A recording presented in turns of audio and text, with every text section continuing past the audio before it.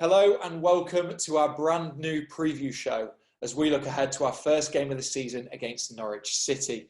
I'm delighted to be joined on this call by Harry Toffolo, Rob Green and Stephen Chicken. How is everyone? You okay?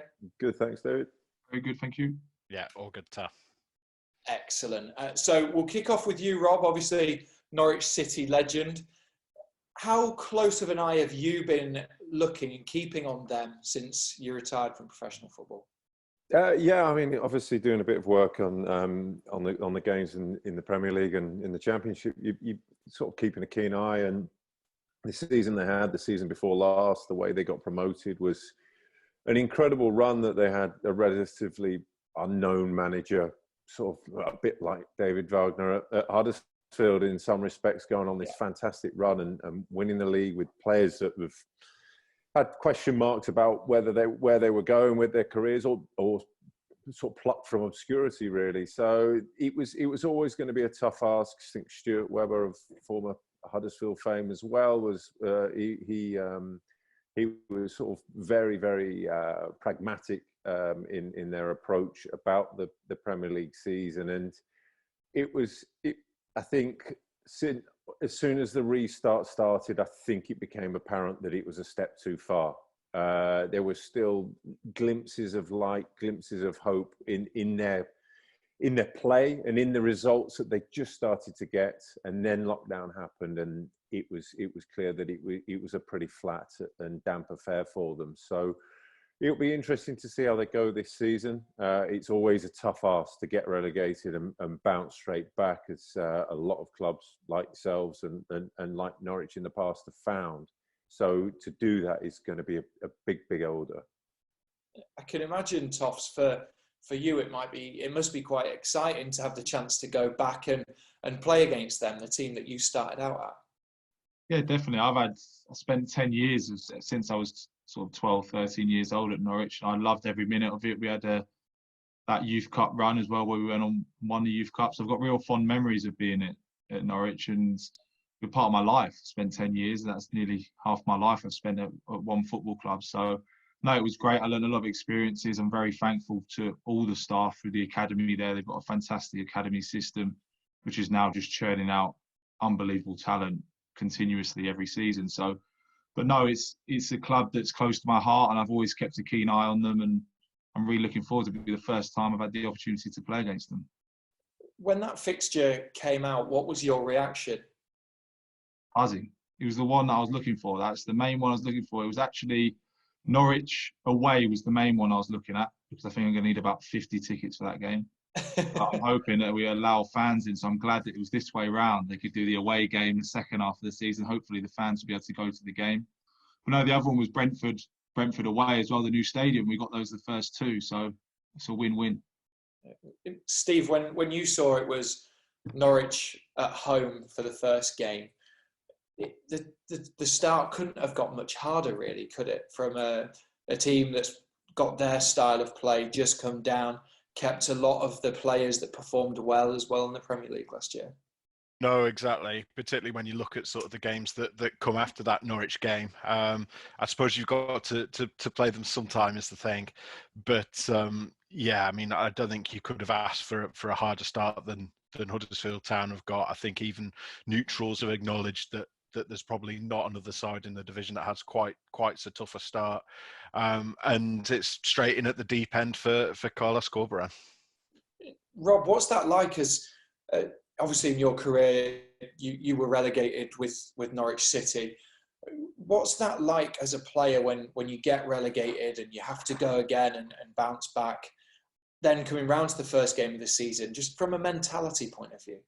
Yeah, it's tough. It's a big ask, because it's one that you look at and you're saying, it's even still now that you look at the games at the end of last season and well, you were playing at fantastic stadiums, and even though they're empty now, it's the gap and the enormity will hit them. The atmosphere, not only is it not a Premier League game, but it's an empty Championship game. So it's going to be it's tough. I think getting relegated and I was fortunate enough to get promoted again with both West Ham and QPR on the first time of asking, and to actually get that season through and to get that round and to turn around the mentality, that's the biggest thing. And you look, and to me, it was no great surprise they lost to Luton in the League Cup last weekend, and it's one that you're looking at and saying there's no momentum. It's still the same players who were there. They've lost one player. They've got a lot of players, and to keep that dressing room happy, I think they've got 34 players or something like that on the books as professionals, and to keep that dressing room happy is going to be a really tough ask, because you've got guys who are expecting to play in the Premier League, who were part of a squad who maybe got promoted, who got up into the Premier League, and now you're back in the Championship, and they're still not going to play. You are going to have twice as many players not playing as you are playing. So there's going to be rumblings of discontent in that dressing room. It's going to be a tall order, and to hit the ground running is vital, because if you don't, then it's going to be a really, really tough ask. And I think, you look at it and say it's a big ask for Huddersfield. You know what? From experience, if you go into these games with an aggressive attitude and to take the game to someone like Norwich, then you can catch them off guard, because it's, again, going back to my original point, it's not a Premier League game.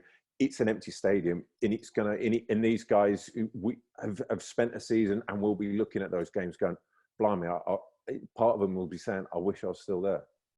Yeah, and Toffs, obviously on that, Norwich come into this game with 12 consecutive defeats. For us, the summer has been adapting and learning a new style of play.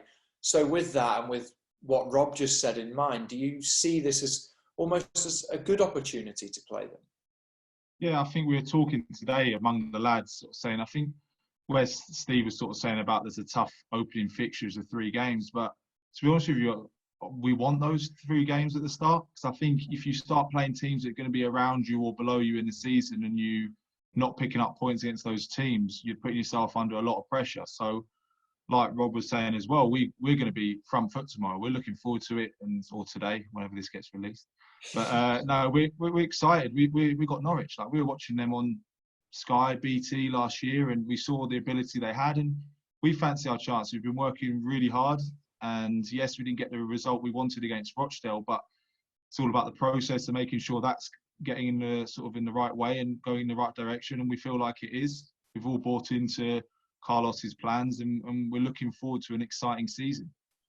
Do you view it as a bit of a free shot then, in some respects, a free hit, the 2 games?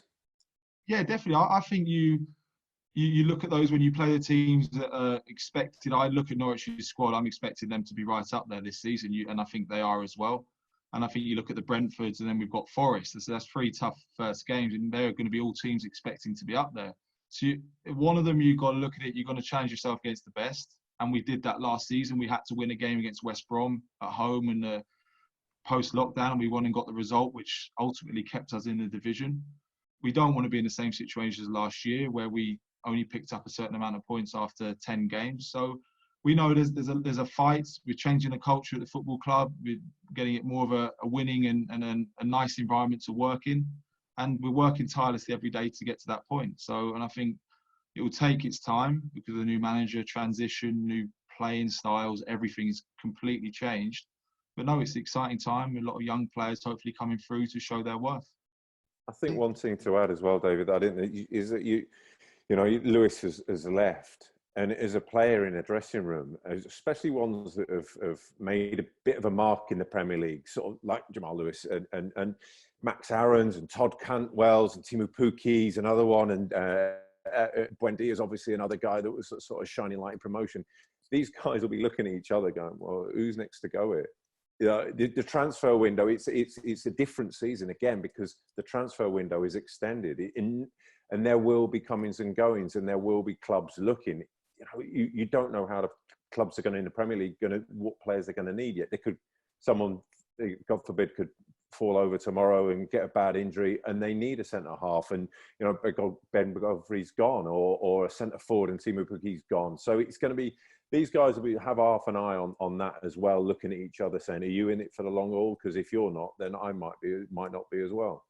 The other thing that Town know all about as well is something Rob touched on earlier, which is, the winning mentality. Norwich haven't won a competitive game since February. I don't think. They had a really poor end to the Premier League season. They just seem to sort of, drop off after coming back from the break, and we've seen that isn't something that just goes away when you start a new season, even after relegation. We saw that ourselves last year. So they've really got something to prove there. Yeah, I was going to say that. Obviously, Carlos alluded to it earlier in the press conference as well. He said it's two teams going into this game. Both teams have a point to prove. They want to get a different feeling after the Carabao Cup game. So it's two teams in a similar situation in terms of wanting to go out there and really show the fans what they're all about. I think it's tough, and it's, without that fans, because with games, say against a Norwich, a team that are supposedly one of the fancy teams, you have that fan base, and it can really get going at Huddersfield, as we saw in the Premier League for the seasons that they were there, and it's one of those that without that, what I've found is everyone's talked about the home form being, the home advantage being eradicated without the fans. It's actually, I think that if you get in that bad run of form, it's so hard to turn around, because there's no external source to generate that that energy. It's got to come from within the dressing room. It's got to be within the group. So to hit the ground running in a new season is going to be vital for a lot of clubs. And for someone like Norwich, you're looking at saying, well, where's the energy going to come from? Who's going to provide it? What's going to be that lift? And maybe with you guys, a new manager, a new lease of life, a new ideas, that provides that impetus and that energy. Yeah, that's what I was going to say, Toffs. In the dressing room, I can imagine right now, you all have a point to prove to the new head coach that you fit his style of play, that you've all bought into his philosophies and ideas. I guess that is that motivation, isn't it? Yeah, whenever a new manager comes in, you need to impress. I think the lads that have, the younger lads that have come into the side have done exceptionally well, played beyond their years, which is something they're going to be needed this year. That's the way the football club is going. We're about developing young players and giving them the best possibility to kick on in their careers. We've got some experienced players that have been with Huddersfield in the Premier League. So no, we've got a good blend of players, and we're excited. We want to start fast, start quick, but also be respectful of the three teams we have got coming up. And we're planning every day to make sure that we've got the best game plan for each of those games. Just talking Obviously, sorry, Rob, you go. Just talking of driving forces and stuff within the dressing room, is Hoggy still moaning as much as he was when I was there, or is it tempered down a bit? Hoggy will never change. And the day Hoggy changes, the day we should all be worried. I remember the first day, because obviously coming from League One, it was from Lincoln. I remember my first training session and I gave the ball away. It was a sloppy pass, and he's just, I can't say it on here, I'll get banned for ever doing this again, but he sort of turned to me and said, your opportunity, do it, take it. So he just went and he just absolutely hammered me in about 5 seconds. I was like, okay, all right, we're here. This is a whole different ball game now. And he's the dressing room. He's the general. We all call him the general. Like he runs the ship. He's a top pro, and he's someone that we all look up to and strive to be. If we can have half the career he's had at Huddersfield, then that'd be an incredible achievement. Do you miss him, Rob? Absolutely not. No. No, he was brilliant off the training pitch, off the pitch. But he's one of them guys that you want in your team. You want him alongside you. You want him in the trenches with you, and that's what I was alluding to with the driving force and that sort of stuff.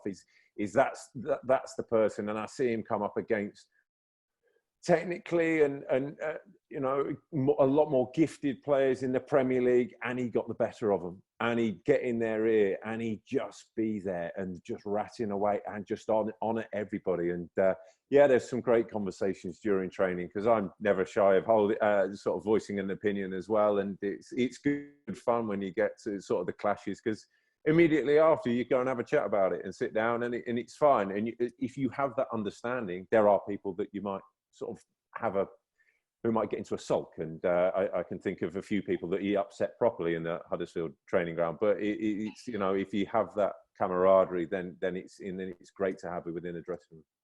Yeah, 100%. And Steve, obviously the Rochdale result wasn't the one we wanted.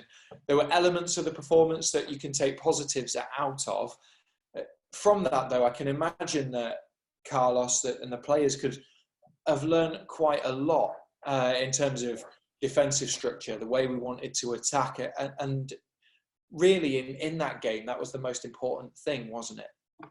I think, yeah, there's an argument to be made there. Obviously, everyone's really disappointed when you go into a competitive game and you lose to a team in the division below, and you can understand the fans getting upset about that. And, you know, there were positives that I'm sure, you know, Carlos spoke about after the game, and I'm sure he's been working on in training as well. There are also a lot of things that need to improve. I think, especially sort of in the final third, the quality of the final ball wasn't there. But there's also there was no sense that the players weren't trying. Is the positive? I think that's the big positive that Carlos will take. You know, there was no one there that you could say was a passenger and wasn't trying. That just wasn't a criticism that you could make. But we said on our podcast recently, or rather David Hardrick said on the podcast, just to steal this point, but it looked like there were one or two players who just need to relax into the game a little bit, who particularly sort of a couple of the younger ones who maybe are extra determined to sort of press for their place in the team. There were times where almost they seem to be trying too hard, which is a horrible criticism to have as a footballer, because you know you get slated if you're not trying, and then you get slated if you're trying too hard as well. But there were a couple of moments where people would just seem to be trying that a bit too hard to make something happen. And it is the first competitive game under a new manager. It's a completely different style of play. It is going to take time for everything to be sort of seamless and get up to speed in that way. And hopefully over the season, we'll start to see that come together, and those things will feel a little bit more natural, and players can relax themselves into the game a little bit more in that way. How have you found that, Toffs? Obviously, since Carlos came in, adapting to the new style of play, linking up further up the pitch. That's where you want to be, isn't it, as a attacking fullback? Yeah, there's under Carlos and the regime we've got going now, there's no, you're classed as an attacking fullback, but if you can't run continuously up and down the line to get back and get forward, then you won't fit his plans. That's the way he's been very set out what he wants with his fullbacks and the distances he wants covered. It's not more the total distance, it's the high intensity running, which he looks at religiously, and it's something that we work on very hard. We play a game in training called Murder Ball, which is literally exactly how it sounds. It's absolute carnage. You've got all the members of staff stood around the pitch, and the ball goes out of play, the ball just gets thrown back in, and there's no rest. So even if you go on a mazy run and win a corner, flick it off the defender, it starts with the goalkeeper, and he's got about 3 seconds to get the ball back in play. So it's pretty hectic. I think he's trying to get your distances, your meters per minute high. So when you come to a game situation, you sort of, feels easier. It never feels easier, but it's supposed to feel easier. But every week he ramps it up even more. So, but no, it's good. The lads look really, really fit, and you're gonna have to be really, really fit to play in this system, and you're gonna have to have total belief in it, which is what the group have. I guess the other thing from Murder Ball, is presumably he's looking to get a bit more speed of thought and speed of action into the team, because that was something against Rochdale. Things just seem to slow down a little bit sometimes. Presumably that's something he wants to see speeding up as the season goes on. Yeah, you'd probably describe the game, and it's got a lot of structure to the game, but you'd probably say, be careful I use, but probably carnage. Like it's just absolutely, it's back and forth, it's constant. At no point in a game, or the only game that I can think of that was like this was probably when we played Leeds away, but it's very aggressive style of playing football, and you man to man, you stay with your man, you do your work. and then you become accountable for your role in the team. So no, it's hard work, but to be able to get success in life and definitely in football, you're going to need to put a lot of hard work in. And we're at a position now at this football club where we need to keep pushing harder and harder. As a fullback, would you say it goes, and obviously the running is a physical element, but mentally, does it go against your instincts to defend? To say you're an attacking forward and you're going forward and you're knowingly leaving your defense exposed. Is that something that you personally, or as a team, I'd imagine Hoggy sort of sat there as a defensive midfielder going, no, where are you going? Where are you going? Come back here. You know, is that something you've had to sort of overcome mentally, or is that something that naturally you're just wanting to go and do anyway? I think the profile of players we've got, so for example, me and Jayden Brown at fullback, we like to get forwards, we like to attack, and we've now got Pippa on the other side from Espanyol, the new sign, who's brilliant, real great lad as well in the dressing room. And you've got Duani as well. So you've got very attacking fullbacks, but I think the way the system sets up, I think you have got that cover, and if you don't have that cover, then I've got to do my job. Go forward, do my job, and then wherever my man is, you've got to go find him as quick as you can. And that's your role. And if you then have to pass people on in different situations, you work that out between you in a game. So it's very quick movements, quick thinking, and I think he wants smart, intelligent footballers that will be able to deal with any situation that arises. So it's just now for us training it, and the only way we get better is doing it day in, day out. So, and that's what we're doing at the minute. So when you say smart, intelligent football, is Ryan Schofield's out the question then, yeah? No comment. Good answer. Rob, that kind of takes me on to the next point, really. Obviously, you were here, you worked with Paul Clements. When you're learning different styles as a team and as a goalkeeper, how in training does he get you ready for different things, playing out from the back? We used to kind of hit it long towards Steve Mounier and Laurent Depoitre when you were here. It's just getting used to those different elements. Yeah, it's with goalkeeping as well. It's kind of what's difficult, or what you in the games, and what they try to is the decision making process in there as well.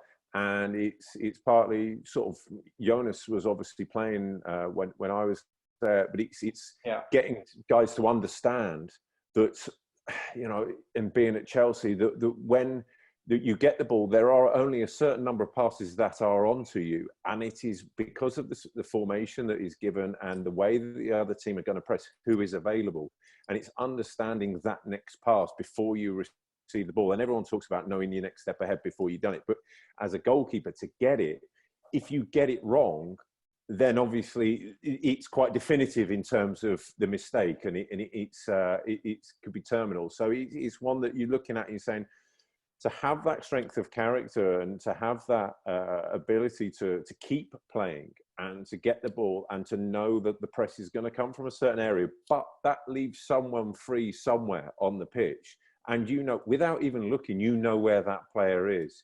That's where the practice and the training comes in. And Clem was very good at that we would say, right, okay, if the pass is going to come from this side of the pitch, these are the three passes. These are the two passes that you need to hit. We'll put a man there, man there, man there. Hit one of those three. Those are the types of passes. And it's the higher you go, you know, having been at Chelsea, the quicker they can do it, and they know in their brain and that pass. And I'm sure that's what Carlos is trying to get to. And that's where the guys who all play this style of football are trying to get to, is that sort of mentality and being able to, as Harry was saying, as being able to think quick, think sharp, because you play with the best.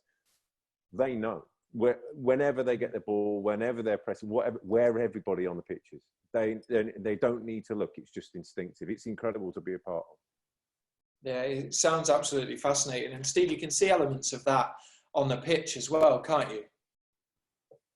You can, yeah. And as I say, it's going to take time to develop those relationships. And as Rob says, knowing when someone's making a run without having to look up and see where they're going. And it's something that comes with time and comes with practice and comes with the relationship. If you look at the team that played against Rochdale, there's an awful lot of players there who have either never played together before or who played together quite sparingly. Last night, obviously, you know, Toff had a few players sort of ahead of him at various points throughout the game who never played a competitive game before. So that is gonna take time to come, not to mention the tactical changes as well. So, you know, I don't think we would have been sitting here 3 months ago talking about the possibility of overlapping centre backs at the John Smith Stadium, but it looks like that might be part of the plan now. So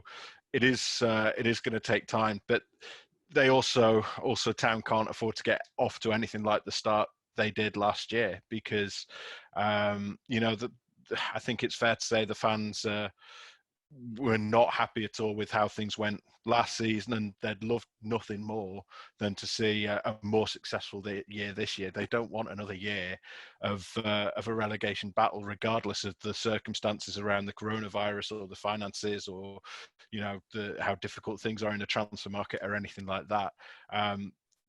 They want to see players improve, and that's part of the reason that Carlos Corberán has been brought in, is because there is a belief at the club that the players that are here already, that more can be got out of them. I think, Steve, I'm not going to speak for Harry here, but I know the fans don't want a relegation battle, but I'd imagine the players don't either. Yeah. Definitely. No, like I said, we are determined as ever. We've got a group of lads now that are totally bought into what's going on, and it's exciting for us as players, and for me in this part of my career to be able to work under Carlos, who's had the pleasure and honour of working under such a phenomenal manager in terms of Marcelo Bielsa, is something that I'm really looking forward to, and picking his brain every single day of stuff of how I can get better and pushing my teammates around us. And I think if we can all buy into that and everybody do their part, I'm sure Huddersfield will have a competitive start in this season. And looking now directly to that Norwich City game, earlier this week I spoke to Jordan Rhodes, and he gave us an insight into what to expect from their style of play and what their dressing room is like. I liken it a little bit to the Huddersfield Town days. That, do you know what, they were really, really good bunch of players, technical, really good way of playing, style, fitness incredible, the non-playing staff, but more so than anything else, the changing room and the bunch of guys. They were great players, but they were even better guys. And I think when you've got that in a changing room and around the club, it really is going in one direction, and everybody's gearing forward and playing off the, you know, the same hymn sheet. You've not got too many problems then. After the Premier League years, Rob, you'll have watched them a little bit. Do you think that will have changed them, their style? Because it can have a big effect on teams. We've seen it here at Huddersfield Town, how under the second Premier League year under David Wagner, the style seemed to change a little bit. Yeah. Being in the Premier League, how does that change you as a team and your mentality? I think you play. I think looking at specifically at Norwich, I think personally, I feel that one of the worst things that happened last season, and this sounds stupid because I didn't get that many points, was beating Manchester City, and because it instilled such a belief that they could play that way against the best. Now they did it once. They then the next week went out and did it exactly the same, tried to do exactly the same, and were 2-0 down at Turf Moor within the first 10-15 minutes and couldn't recover. And that happened time and time again. And now that I think you will look at a guy and you look at the manager there, and you look at a guy who's similar in sort of style as David Gardner in his first season at Huddersfield, and in the promotion season, I should say. Yeah. The playing this open, expansive, playing through the press, playing, you know, then they create the chances from there with the space that they've got by playing through the press. And that is all well and good, sort of when things are going well. When you're up against fantastic teams every week, or players who can punish you for making mistakes every week, that's when sort of your insecurities or your confidence, your insecurities sort of show up, and your confidence kind of wanes. And to keep doing that despite of yourself, and sometimes perhaps doing it knowing that you're not as good as the opposition is quite tough.